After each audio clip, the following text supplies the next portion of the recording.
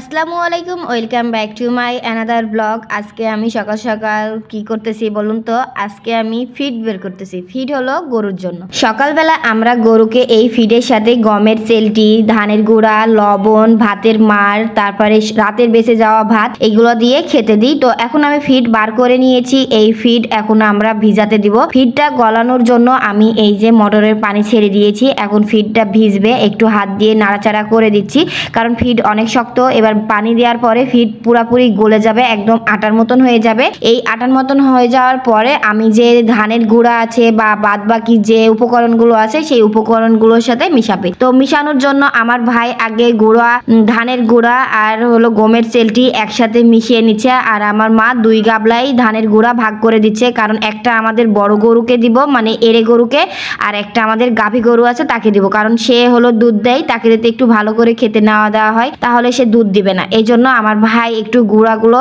মাখিয়ে নিচ্ছে, মানে ধানের গুঁড়া আর গমের চেলটি একটু ভালো করে মাখিয়ে নিচ্ছে। আর আমি যে ফিডটা ভিজিয়ে রেখেছিলাম এই ফিডটা এখন ঢেলে দিচ্ছে।